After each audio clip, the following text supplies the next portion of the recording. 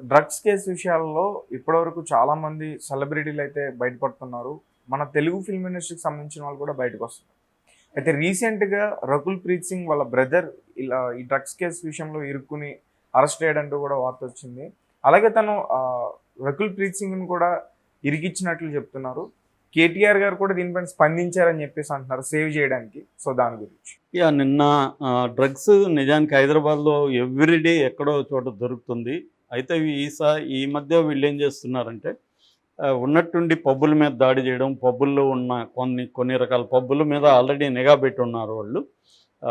So, ఆ పబ్బుల్లో ఏదన్నా doubt వచ్చినప్పుడు పబ్బుల మీద దాడి చేయడం, లేట్ నైట్ వరకు ఎవరెవరు ఉన్నారు, రెగ్యులర్‌గా ఎవరెవరు వస్తున్నారు, ఇవన్నీ చూసుకొని వాళ్ళకి టెస్టులు జరపడం ఇవన్నీ చేస్తున్నారు. ఎందుకంటే ఎక్కువగా పబ్బులు బేస్ చేసుకొని డ్రగ్ దందా అనేది నడుస్తుంది. సో, అందువల్ల వీళ్ళు అది టార్గెట్ చేస్తున్నారు. ఆ మధ్య కూడా దాదాపు 40 మందికి పాజిటివ్ వచ్చింది డ్రగ్స్ చేసినప్పుడు. సో, వాళ్ళ కేసులు పెట్టడం అవన్నీ కూడా చేస్తున్నారు. అయితే నిన్న ఒక సంచలనమైన విషయం జరిగింది హైదరాబాద్లో. అదేంటంటే నిన్న ఎస్ఓటి స్పెషల్ ఆపరేటింగ్ టీమ్ కావచ్చు, టీఎస్ న్యాబ్ అనేవాళ్ళు ఇంతకుముందు, ఇప్పుడు టీజీ న్యాబ్ అంటున్నారు, తెలంగాణ నార్కోటిక్స్ బ్యూరో.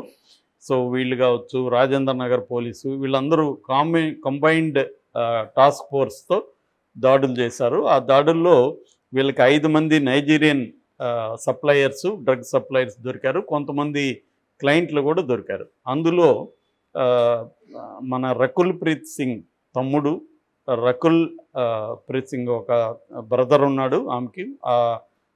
ఆమెకి బ్రదర్ అంటే చాలా ఇష్టం కూడా. అనేక సార్లు కూడా బ్రదర్ని ఆమె పరిచయాలు చేస్తూ వివిధ వేదికల మీద మాట్లాడడం అన్నీ కూడా చూసాం మనం. సో, అమన్ ప్రీత్ సింగ్ అబ్బాయి పేరు. సో, ఆ అబ్బాయి ఇప్పుడు నిన్న పట్టుబడ్డాడు. అతనికి టెస్ట్ చేస్తే పాజిటివ్ వచ్చింది. సో, అతన్ని అదుపులోకి తీసుకొని విచారిస్తున్నారు.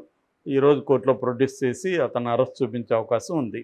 సో, ఈ సందర్భంగా రాజేంద్ర నగర్ డీసీపీ శ్రీనివాస్ గారు ప్రెస్ మీట్ పెట్టి చాలా విషయాలు చెప్పారు. ఆయన ఏం చెప్పారంటే, నైజీరియన్స్ మీద మేము కొంతమంది మీద నిఘా పెట్టాము.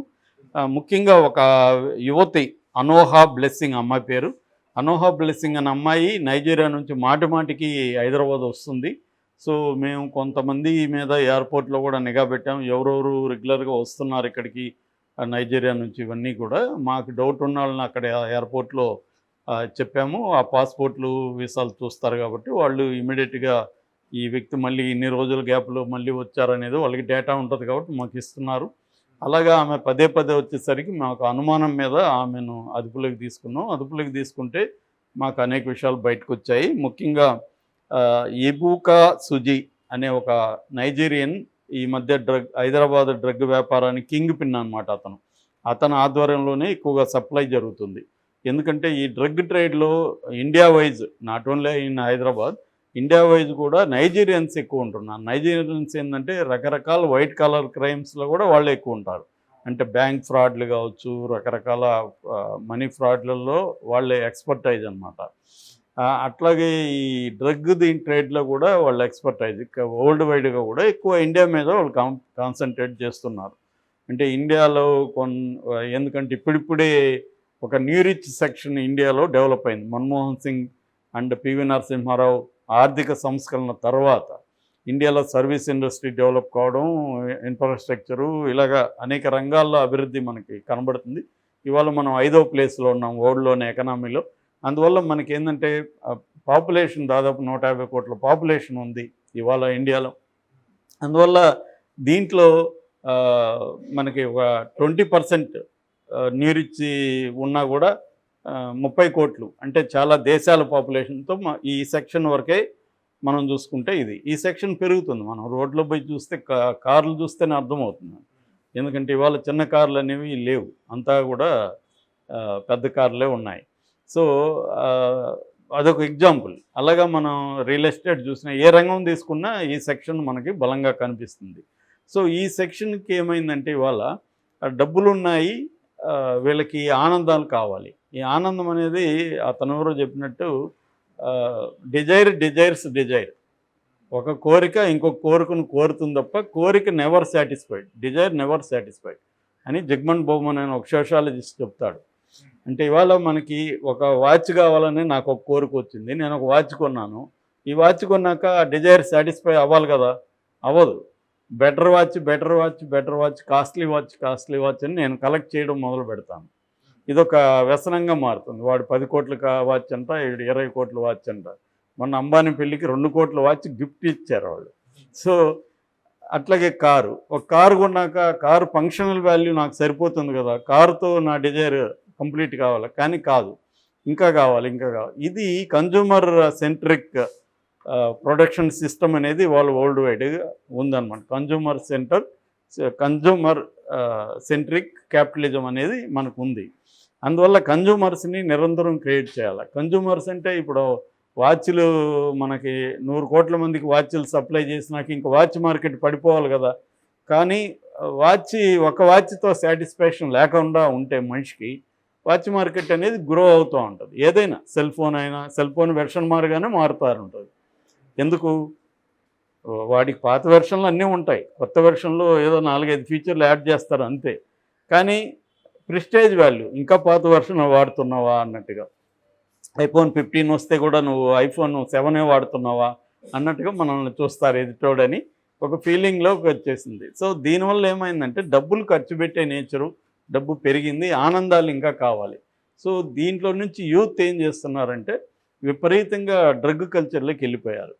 సినిమా రంగం ఎందుకంటే సినిమాలో అంటే ఒక ఇమీడియట్గా ఫేమ్ వస్తుంది, డబ్బులు వస్తాయి, తర్వాత అమ్మాయిలు అబ్బాయిలు వ్యవహారాలు.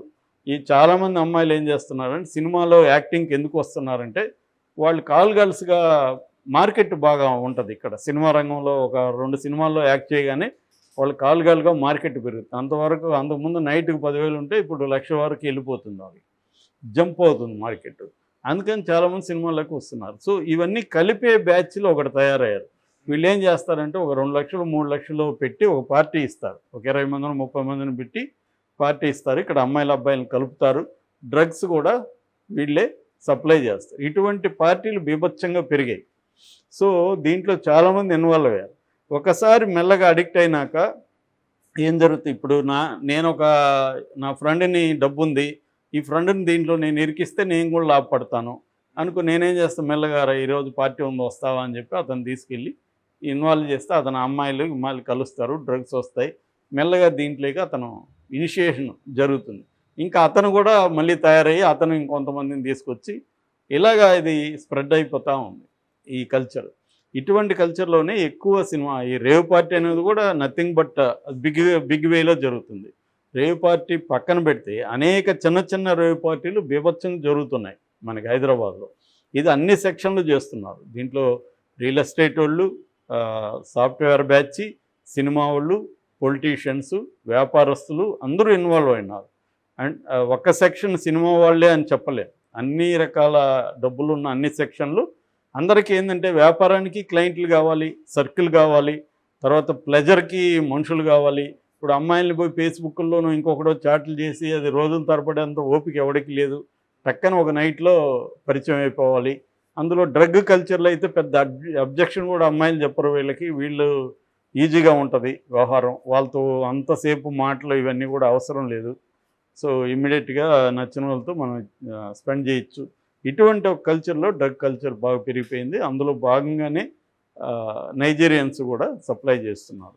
సో మరి ఎందుకు గవర్నమెంట్స్ అరికట్టలేకపోతున్నాం అంటే ఇది పెద్ద మార్కెట్, ఇది డ్రగ్ మార్కెట్ అనేది కొన్ని దేశాలనే నడిపిస్తుంది. ఫర్ ఎగ్జాంపుల్ మనకు మయన్మార్ ఉంది, మయన్మార్ ఇవాళ దేశమే ఎకనామీనే డ్రగ్ ఎకనామీ అది. అందుకనే మనకి మణిపూర్లో అల్లర్లు ఇవన్నిటికి కూడా డ్రగ్ మాఫియా కారణం. వాళ్ళు అక్కడ పండించేదానికి అక్కడ ట్రైబల్స్ని ఉపయోగించుకుంటున్నారు. అట్లాగే మనకి ఏఓబి, ఆంధ్ర ఒరిస్సా బార్డర్, ఏఓబిలో కూడా అనేక విలేజెస్లో ట్రైబల్స్ డ్రగ్స్ని, వాళ్ళకి ఏంటంటే క్యాష్ క్రాప్, అది అనేక క్యాష్ క్రాపుల్లాగే డ్రగ్ గాంజా కూడా క్యాష్ క్రాప్ వాళ్ళకి. ఎందుకు ఇది మంచి క్యాష్ క్రాప్? ఎందుకంటే ముందే వచ్చి అడ్వాన్సులు ఇచ్చేస్తున్నారు, పండించక ముందే నువ్వు పండించు, ఇదిగో సీడ్స్, ఇదిగో అడ్వాన్స్ అని ఇచ్చేసి వెళ్ళిపోతున్నారు. వాళ్ళు హ్యాపీగా పండిస్తే వాళ్ళకి మొత్తం డబ్బులు వచ్చేస్తుంది. సో అందువల్ల ఇది నెవర్ ఎండింగ్ బిజినెస్. ఇందులో రాజకీయ నాయకులు ఇన్వాల్వ్ అయినారు, పోలీసులు, హై స్థాయి పోలీసులు ఇన్వాల్వ్ అయినారు. వీళ్ళ అండ లేకుండా డ్రగ్ వ్యాపారం అనేది దేశంలో జరగదు. ఖచ్చితంగా రాజకీయ నాయకులు, పోలీసులు లేకుండా డ్రగ్ వ్యాపారమే కాదు, ఏ రకమైన చీకటి వ్యాపారాలు జరగవు. ఇది అందరికీ తెలుసు, కానీ వాళ్ళు నటిస్తూ ఉంటారు. మేము డ్రగ్ని అరికట్టేస్తాం అని తెలుసు నటిస్తుంటారు తప్ప అరికట్టరు ఎప్పటికీ. మనం ఇంకొక 10 ఏళ్ల తర్వాత కూడా ఇదే టాపిక్లు ఇలాగే మాట్లాడుతుంటాం. ఎందుకంటే 10 ఏళ్లకు ముందు కూడా ఇట్లాగే జరిగాయి కదా మనకి.